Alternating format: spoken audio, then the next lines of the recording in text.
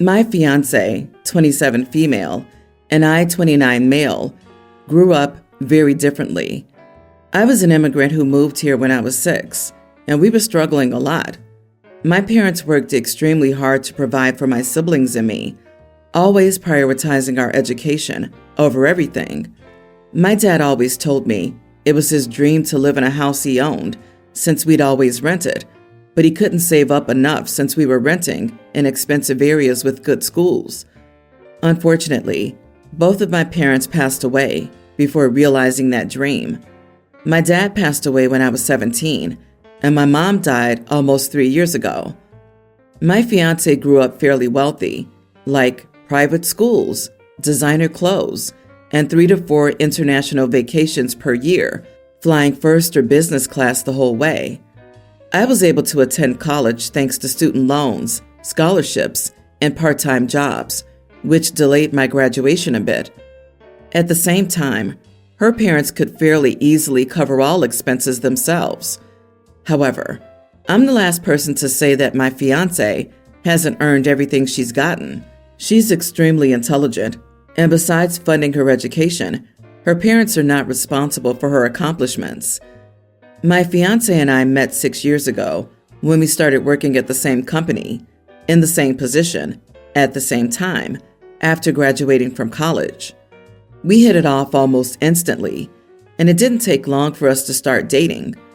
Both of us still work at the same company. However, I've progressed through the career ladder a bit more quickly than she has, and now make just over twice what she does. I'll be the first to admit that this is completely undeserved, and I've benefited from a lot of luck and some favoritism since we work in a male-dominated field. Still, that has allowed me to attack my student loans aggressively, and once they were paid off, I put that into saving up for a down payment on a house to fulfill my parents' dreams. I proposed about 6 months ago, and things have been great so far. However, this past weekend, we were at her family's house when her parents told us that for a wedding present, they were going to give us a house. My fiance was overjoyed, and although I was also happy, I wanted to know the details. Her parents quickly told us that the house would be in her name only, and that they expected us to sign a prenup to protect any and only pre-marriage assets, just in case. I was insulted that they thought I was after their money, since I make more than she does anyway, and I told them that they couldn't call it a wedding present if they only gave it to one person. I then told my fiance I refuse to live in a house that I don't own, and she knows exactly why. After that, all 3 of them got very upset with me. The hilarious part of the prenup conversation was that they basically said they expected the prenup to cover only premarital and inherited assets. They said they would absolutely refuse to accept any clauses that include future assets. So if I want to own a home where only my name's on the title, I have to purchase it before the marriage, and also make sure never to use any of my wife's money to pay the mortgage or anything. Apparently, they already had their lawyer write the whole thing up, but they wanted to give me a heads up so I could retain my own lawyer to review it. I have a suspicion that any lawyer is going to think it's massively unfair just based on how they've described it, and I'm assuming that they think I'll just get a cheap lawyer because of my upbringing. Admittedly, I don't know any better, so it is difficult for me to determine what's fair and isn't fair here, but it seems unfair to me. Besides that, though, it's also just a personal thing. I want to live in a house that I own, not them. So, am I the idiot? Edit. I also should mention that currently, my fiance and I share our finances. She makes about $120K, and I make about $250K. We split things according to income, so I pay around 2/3, and she pays around 1/3. Based on our conversations, my fiance and I both expected this arrangement to continue after marriage.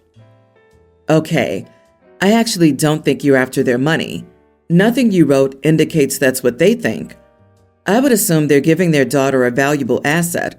It's clearly not a wedding gift, but a gift for their daughter. What would you do if your fiance's parents went out and bought her a house today? It's then a premarital property in her name. In your marriage, you get to live rent-free and mortgage-free, spend money taking international vacations, and wear designer clothes if you like. That's the gift. If you divorce, you get equity, and she keeps the house. If she dies, you get the house. Would you refuse to live in this house and call off the wedding? I get why it's offensive, but you're not their child, and they're still giving you something big as long as you don't divorce their daughter. I actually don't think they're being awful. You're missing one key point, though.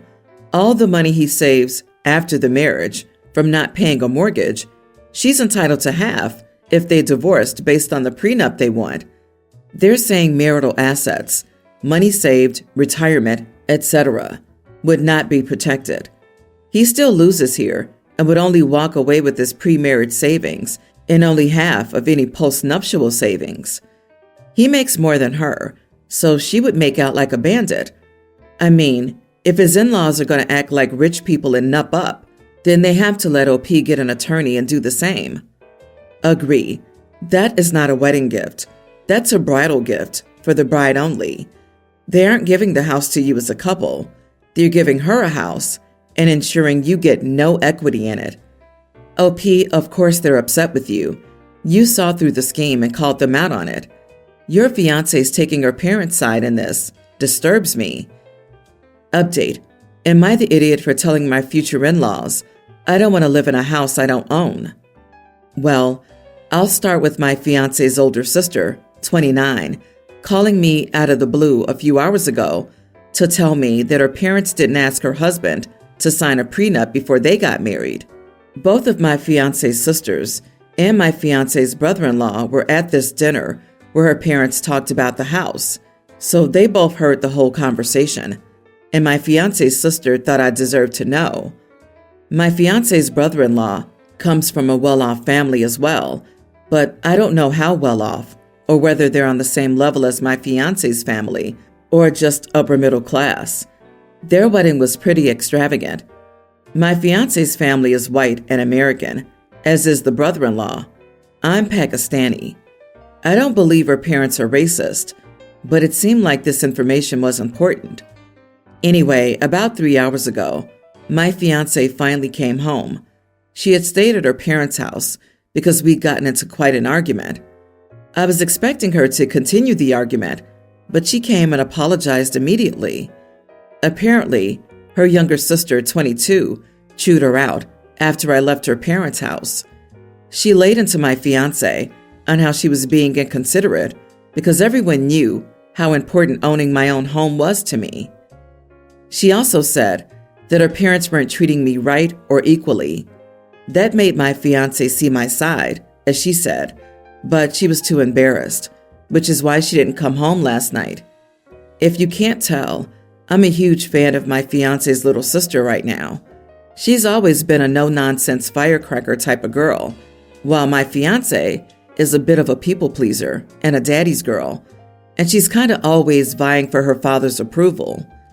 My fiancé's even said she knows she needs to work through that before we get married. I'm going to buy her sister a cupcake.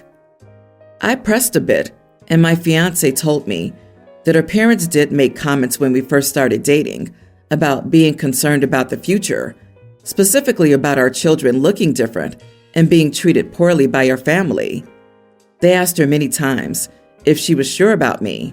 This was also the case when they said they didn't want to do any traditional Pakistani events for the wedding. That was fine for me anyway, so I didn't care, but now it makes me think a bit. I explained to her how I felt like I was going into this as an unequal partner, and she absolutely agreed that it wasn't fair. She even said she'd tell her parents that she would refuse to sign the prenup. I told her to slow down because she was going between extremes. I told her that we still needed to get the prenup because her family was already having difficulty accepting me, which would make it worse.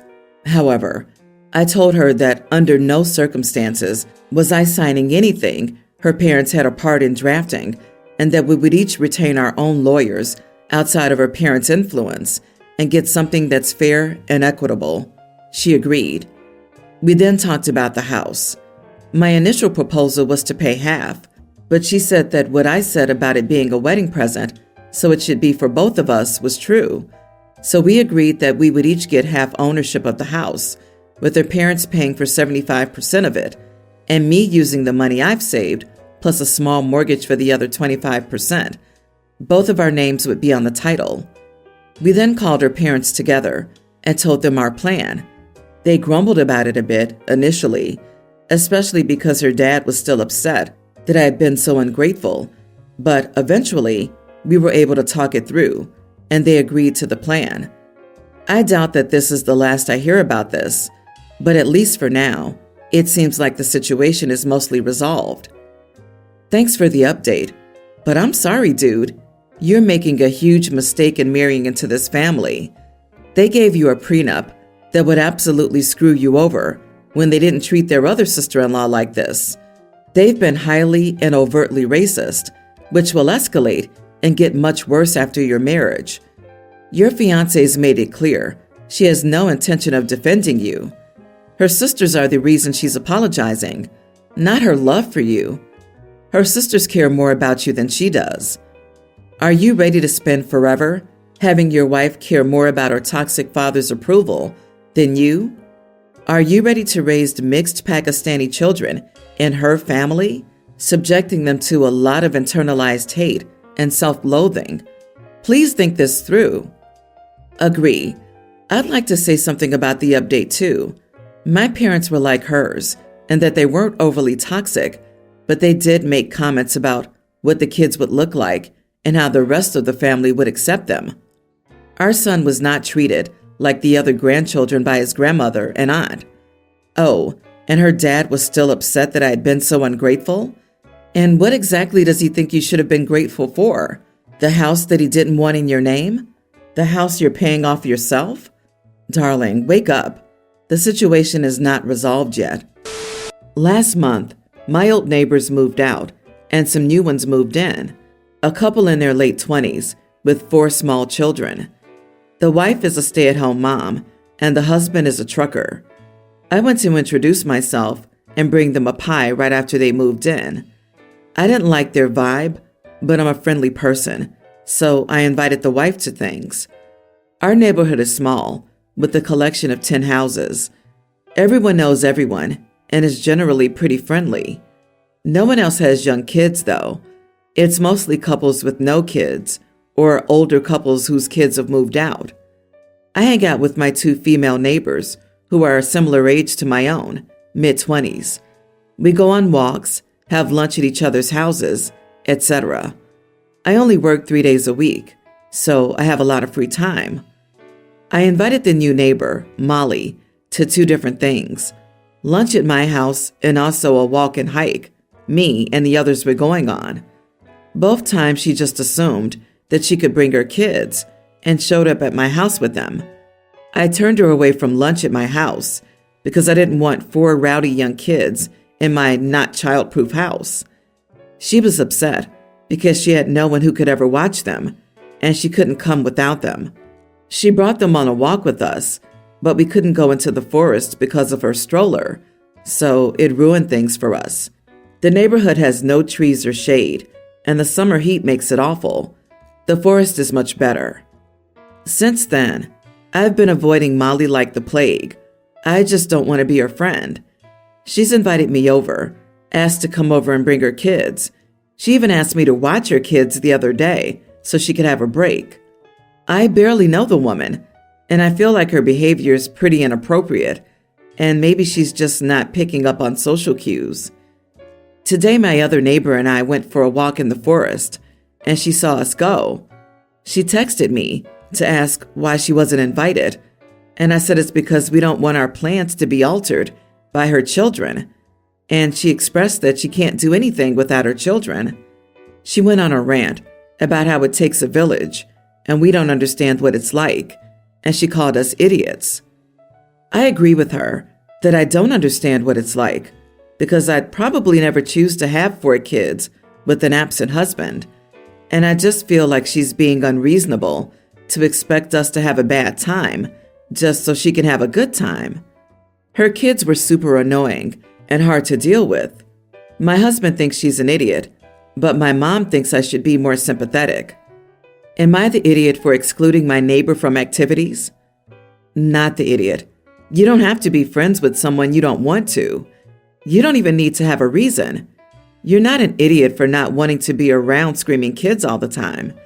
And from experience, if you invite a mom with multiple kids, chances are they're going to expect some help. Why should you be forced to? She's acting like she's entitled to your time and company, but she isn't. Being a neighbor doesn't equal having to be friends. Everyone's the idiot here. You clearly saw that the woman had 4 young kids and the husband is a truck driver. Where else would the kids be when you invite her to go places?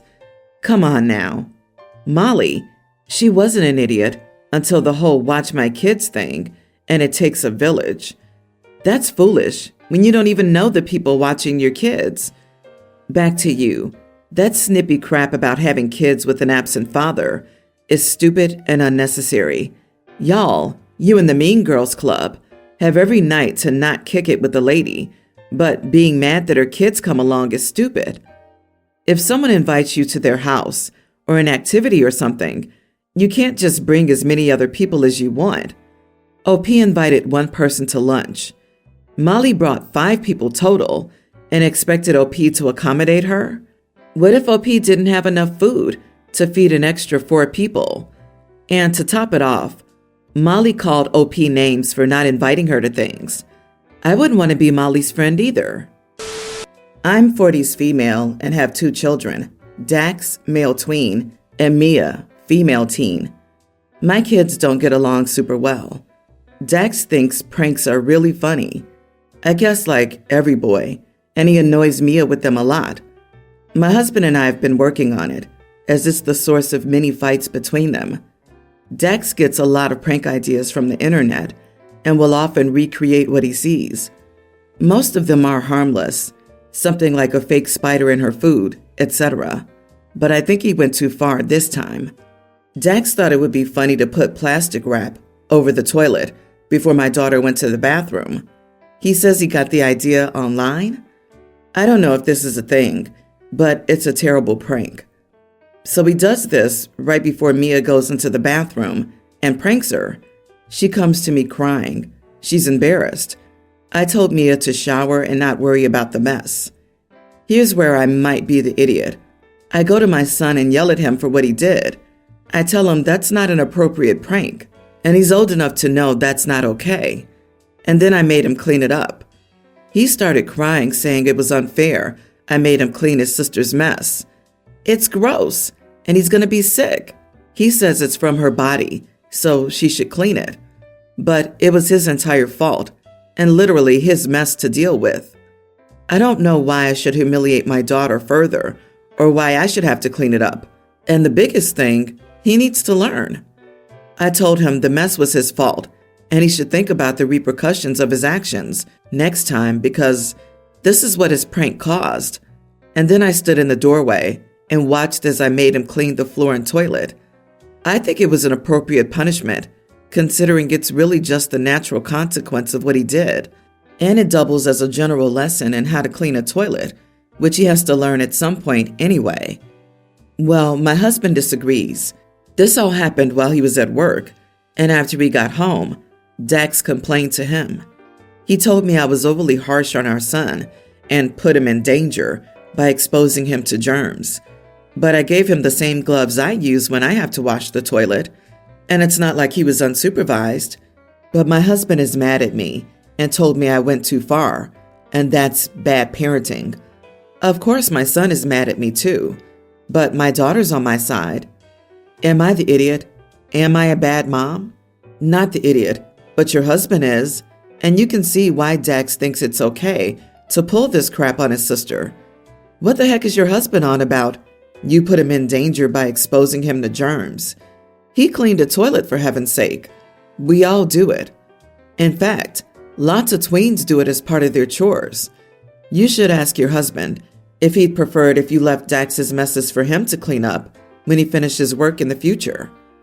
Exactly. Jesus, tell your idiot husband that the next time your son does something like this, you'll leave it for him to clean because you and your daughter are not doing it. Your kid is learning what it means to reap the consequences of his actions. Your husband should back you up. He isn't doing Dax any good. I'm tempted to advocate for his internet access to be restricted. He's shown he isn't using it responsibly.